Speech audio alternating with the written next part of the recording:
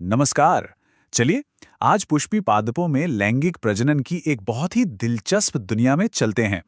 पता है, ये एक ऐसी कहानी है जो हमारे आसपास हर रोज हो रही होती है, पर अक्सर हम इस पर ध्यान ही नहीं देते।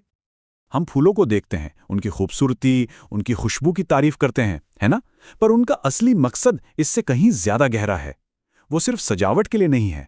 असल में वो पौधों के वजूद के लिए, उनके सेक्सुअल रिप्रोडक्शन के लिए सबसे जरूरी चीज है। तो चलिए इस रहस्य से पर्दा उठाते हैं। हमारा पहला पड़ाव है फूल का सीक्रेट मिशन। ये सिर्फ एक फूल नहीं, बल्कि एक पूरा का पूरा रिप्रोडक्शन का पावर हाउस है। तो आखिर एक फूल का असली काम है क्या? देखिए, ये एक कमाल की डिजाइन्ड संरचना है जिसका बस एक ही मकसद है, सेक्सुअल रिप्रोडक्शन। इसे बनाया ही गया है पॉलिनेटर्स को यानी परागणों को अपने चमकीले रंगों और मीठे रस से लुभाने के लिए। यही पक्का करता है कि फल बने और सबसे जरूरी ये अगली पीढ़ी के लिए कीमती बीजों को महफूज रखता है। मतलब सारा खेल वजूद का है। चलिए अब इस कहानी के मेन किरदारों से मिलते हैं, यानी मेल और फीमेल पार्ट से। देखते हैं कि ये अपने अपने रोल के लिए तैयारी कैसे करते हैं। शुरुआत करते हैं मेल साइड से। जो एंथर होता है ना, उसके अंदर होती हैं खास पॉलन मदर सेल्स। ये एक स्पेशल तरह के सेल डिवीजन से गुजरती हैं जिसे कहते हैं मियोसिस, जहां एक सेल से 4 सेल बन जाते हैं। फिर इन चारों में से हर एक सेल एक पॉलन ग्रेन यानी परागकण बन जाता है। और सोचिए, ये प्रोसेस हजारों बार होता है। अच्छा, अब जरा एक पॉलन ग्रेन को करीब से देखते हैं। इसके अंदर 2 बहुत जरूरी सेल्स होते हैं। एक बड़ा वेजिटेटिव सेल जो पोषण देता है, और एक छोटा जनरेटिव सेल जिसमें असली जेनेटिक मटेरियल होता है। पर सबसे कमाल की चीज है इसकी बाहरी परत, जिसे एक्साइन कहते हैं। ये स्पोरोपोलेनिन नाम के एक पदार्थ से बनी होती है। जानते ये कितनी मजबूत है? इतनी कि पॉलन ग्रेन्स हजारों साल तक फॉसिल्स यानी जीवाश्म के रूप में सुरक्षित रह सकते हैं। है ना कमाल की बात? अब आते हैं फीमेल साइड पर। यहां कहानी थोड़ी अलग है। ओव्यूल के अंदर एक मदर सेल मियोसिस के बाद 4 सेल तो बनाती है, पर यहां एक ट्विस्ट है। उनमें से 3 खत्म हो जाती हैं, सिर्फ एक बचती है, और वही एक सेल आगे चलकर एम्ब्रियो सैक यानी भ्रूणकोश बनती है, जिसके अंदर कीमती एग सेल होता है। ये नेचर की एफिशिएंसी का क्या बढ़िया उदाहरण है। सारे रिसोर्सेस को एक जगह फोकस करना ताकि कामयाबी पक्की हो। तो अब मेल और फीमेल दोनों तैयार हैं। अगला चैलेंज है इन्हें एक साथ लाना। पर एक बहुत बड़ी प्रॉब्लम है, पौधे तो चल फिर नहीं सकते, तो फिर वो एक दूसरे तक पहुंचते कैसे हैं? ये एक ऐसी पहेली है जिसे पौधों ने बड़े ही शानदार तरीके से सुलझाया है। और इसका जवाब है पॉलिनेशन यानी परागण। इसका सीधा सा मतलब है पॉलन को मेल पार्ट एंथर से फीमेल पार्ट स्टिग्मा तक पहुंचाना। सुनने में ये बहुत सिंपल लगता है, पर ये एक जबरदस्त असरदार स्ट्रैटेजी है। तो पौधे ये काम करते कैसे हैं? वो एजेंट्स हायर करते हैं। कुछ पौधे एबायोटिक यानी निर्जीव एजेंट्स जैसे हवा और पानी पर डिपेंड करते हैं। ऐसे पौधे बहुत ज्यादा मात्रा में पॉलन बनाते हैं ताकि चांस बढ़ जाए।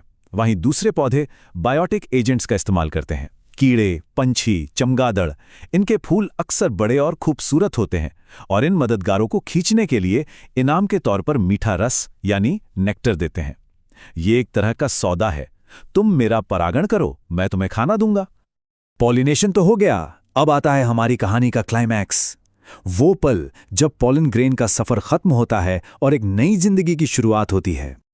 फूल वाले पौधे कुछ ऐसा करते हैं जो वाकई में बहुत स्पेशल है। इसे कहते हैं डबल फर्टिलाइजेशन। ये इनकी खासियत है, एक ऐसी चीज जो इन्हें प्लांट किंगडम में सबसे अलग बनाती है। और जैसा कि नाम से ही पता चल रहा है, इसमें एक नहीं बल्कि 2 अलग अलग फर्टिलाइजेशन होते हैं। चलिए इसे समझते हैं। पॉलन ट्यूब अपने साथ 2 मेल गैमेट्स लेकर आती है।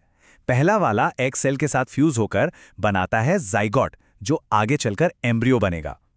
दूसरा मेल गैमेट 2 और न्यूक्लियाई के साथ फ्यूज होकर बनाता है एंडोस्पर्म, जो कि एम्ब्रियो का खाना है। मतलब एक ही साथ बच्चा और उसका लंच बॉक्स दोनों तैयार। कितना एफिशिएंट सिस्टम है ना? तो इस ग्रैंड यूनियन के बाद क्या होता है? इसके बाद होता है एक जबरदस्त ट्रांसफॉर्मेशन। चलिए देखते हैं कि बीज और फल आखिर बनते कैसे हैं। फर्टिलाइजेशन के बाद एक कमाल का बदलाव आता है।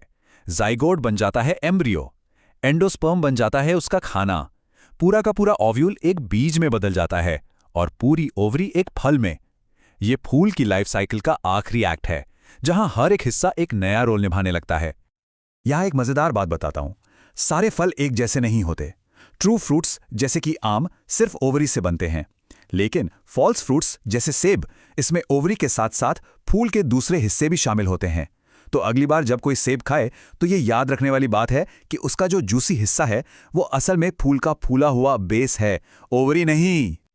देखिए, फल का मेन काम है बीज को बचाना और उसे दूर दूर तक फैलाने में मदद करना।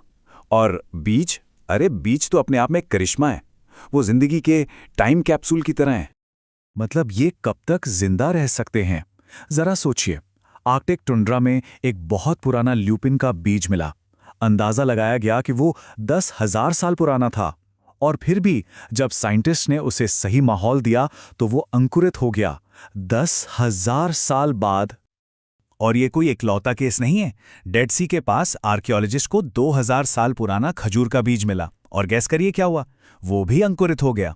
ये बीजों की जबरदस्त ताकत और उनके अंदर छिपी जिंदगी का सबूत है। तो ये सारी बातें हमें एक आखिरी और बहुत ही हैरान कर देने वाले सवाल पर लाकर छोड़ देती हैं। ये जो पूरा कॉम्प्लेक्स प्रोसेस है, पॉलन का बनना, पॉलिनेशन, डबल फर्टिलाइजेशन और फिर एक इतना मजबूत बीज बनाना, आखिर कैसे एक इतने छोटे से पैकेट में एक विशाल पेड़ बनने की पूरी काबिलियत बंद होती है? ये कुदरत के सबसे खूबसूरत रहस्यों में से एक है जो हर बीज के अंदर छिपा हुआ है।